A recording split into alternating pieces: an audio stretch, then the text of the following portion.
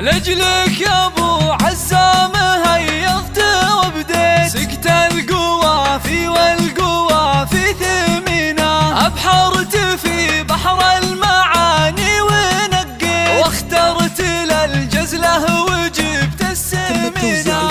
والمكساج لجلك يا ابو عزام هيضت وبديت سكت القوافي والقوافي ثمينة أبحرت في بحر المعاني ونقيت واخترت للجزله وجبت السمينة للصاحب اللي بالصداقه تكي يقرا وش المضمون لا للدعنه حذق وعنده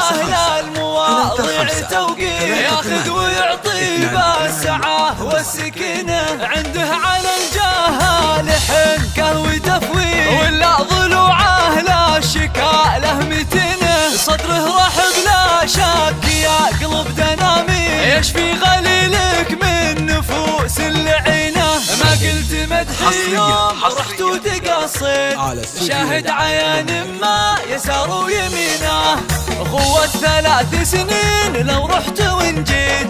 تكشف لك الخوة بشنه وزينه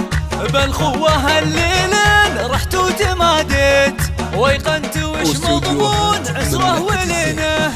هذا شعبي بالوفا ذا يا عصيت من قبل الامدح كلكم خابرينه لجلك يا ابو عزام هايضت وبديت سكت القوافي والقوافي ثمينه أبحرت في بحر المعاني ونقيت واخترت للجزله وجبت السمينه للصاحب اللي بالصداقه تكي يقرا وش المضمون لا للدعنه حاذق وعنده للمواضيع توقيت ياخذ ويعطي بالسعه والسكينه عنده على الجهال حنكه وتفويض ولا ضلوعه لا شكاله متنه صدره رحب لا شك يقلب دنامي يشفي غليلك من نفوس اللعينه ما قلت مدحي يوم رحت وتقصد شاهد عيان ما يسار ويمينه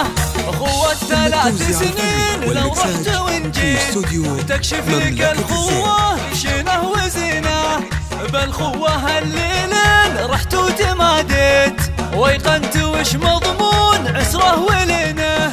هذا شعبي بالوفا ذا يا عصيت من قبل الامدح كلكم خابرينه 5 5